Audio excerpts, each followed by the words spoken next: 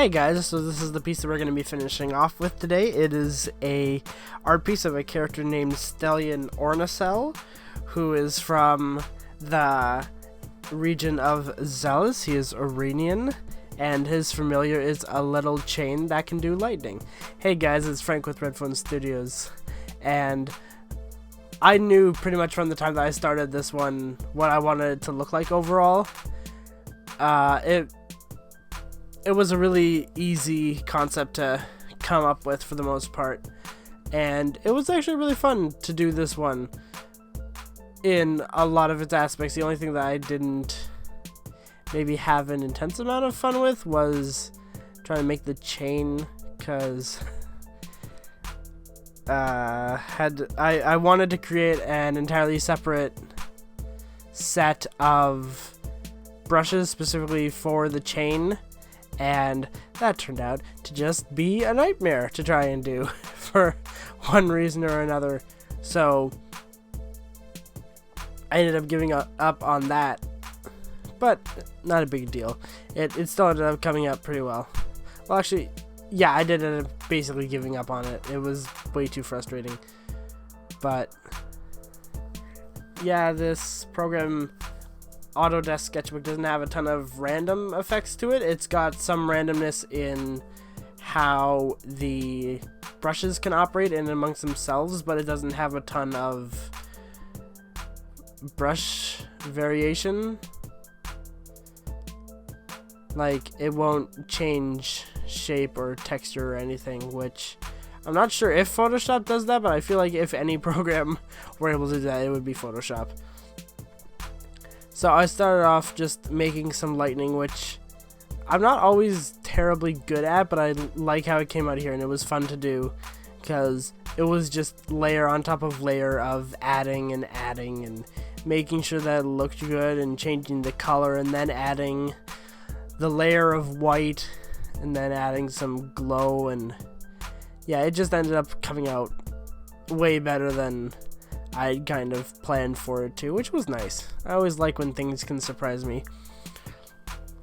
Added a lot of glow for the striking of the lightning against the random buildings and structures around it.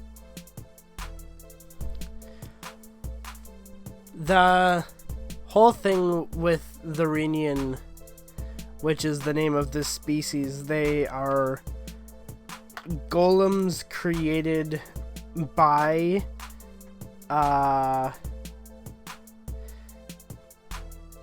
it's kind of strange. I haven't fully thought up, because I wanted to go with their designs first, and then I decided that they were all golems, and then that didn't really work. So what I'm thinking is they were born from the earth, but they are essentially artificial life, all of them. But the artificial life, in essence, in Temporal Shards, is still life. It would be sort of regressive to try and argue the opposite and say that the Renian aren't actually alive or intelligent, because they are. They are definitely alive and intelligent. But they are all golems, and the Renian specifically that we see portrayed in the stories are the King's Guard. And unlike Solaria, which has a form of government that's, I assume, mostly democratic, the Renian are pretty much entirely monarchy based in their governmental structure. Only one Renian is ever portrayed up on the king's palace at a time, for the simple fact that the rest of them are essentially in the palace guarding him and doing what he wants them to do. And then there's one just up on the roof that keeps an eye over everything, pretty much the entirety of whatever else is left of the world from there. And they are very powerful knights. I think a lot of them are going to be fairly powerful, which I think should make sense, because as a king who is going to hire a sort of elite royal guard, you wouldn't want to just hire any weak random schmo. You'd want to hire the best of the best. And in my opinion, I would definitely say that these guys are the best of the best, 100%. And so that's what makes them so qualified to watch. And their steadfast loyalty to the king and what he does definitely shows their determination in not just their job, but also like everything else that they do. As far as their familiars, not sure if I said this in the Stelian video, but the Renian are all born, and they, along with the fact that they are themselves born, they give life to an object. I'm not sure whether it's of their choosing or if it just happens. It'd probably be of their choosing, but it's an object that they feel some kind of a connection with. This part was really fun and rewarding, just as a art tangent, doing all of the little drip drops of water off the side. I'm not getting to the entire thing quite yet. I'm making the chains for Stelian's familiar, but yeah, just trying to get used to it all. One thing that you'll notice is the trend in amongst all the Renian, and obviously if I'm mentioning it, this is entirely intentional. All of the Renian have their names ending in an IAN.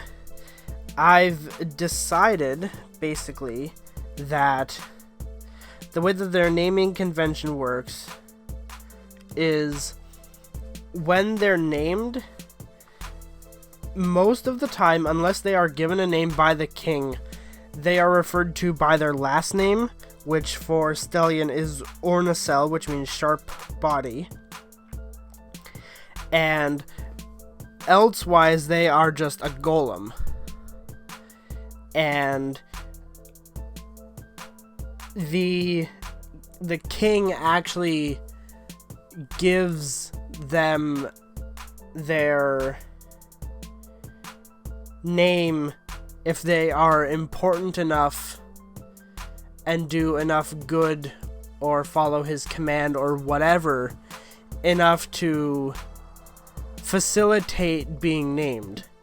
So Selenian's name essentially is Ruby or Celine.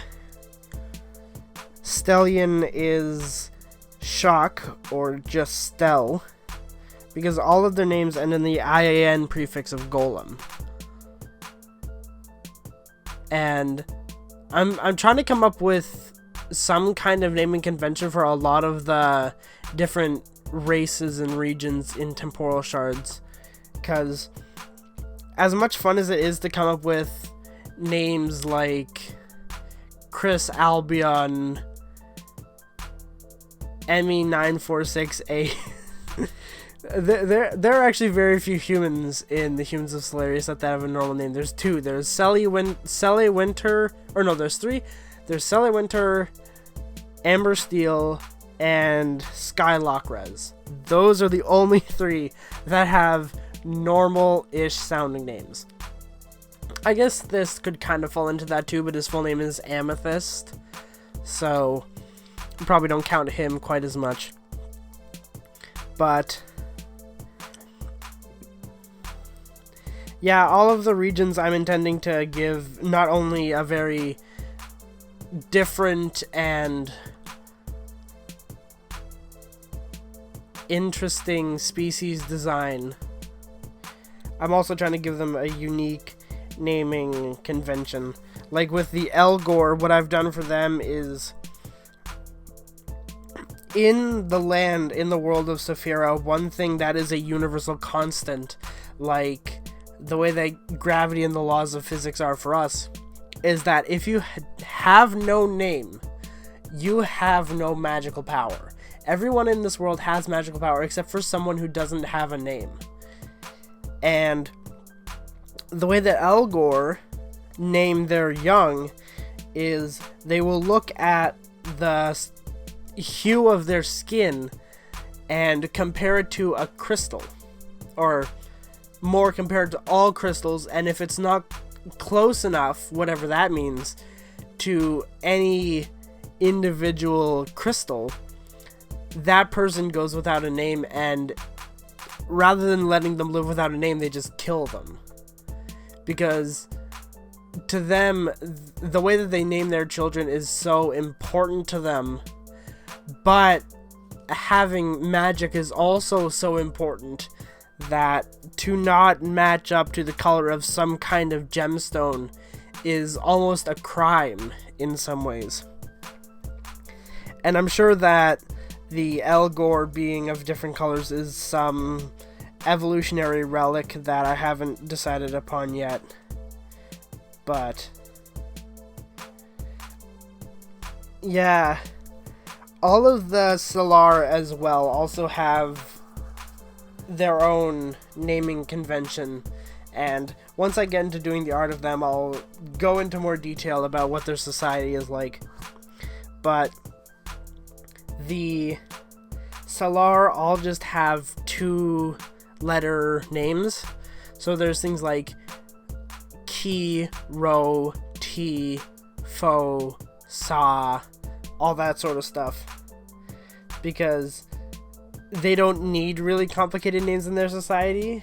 It's kind of like almost like a username online because of the way that their society works, which again I'll get into more later. I've come up with a naming convention for the Kurta of Gyara, which is, they all have normal-ish sounding names, but they all have a consonant at the beginning of their name, and the same consonant at the beginning of their last name. Think Marvel superheroes. Peter Parker, J. Jonah Jameson. Man, I don't know. I don't know that terribly many, so please excuse my ignorance on this one. But yeah, the Renian all take their post on top of the castle, and this is essentially them standing watch to make sure that if any invaders come by, they can see it early and warn the rest. There's always one staying up there because none of them ever actually need to sleep, I don't think. They're made of stone, so I can't see why they would need to. But yeah, given all that, it looks like we're pretty much done here. And we'll take another look at the finished piece. Bam. I'm really happy with how this one turned out.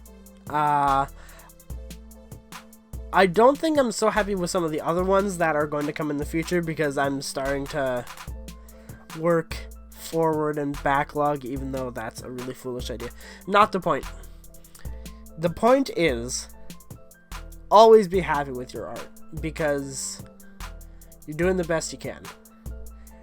And with that, I hope you have a fantastic day, or had a fantastic day whenever you decide to watch this. I hope that tomorrow is just as good, and I'll be signing off. Until next time, if you enjoyed this video, feel free to like, comment, and subscribe.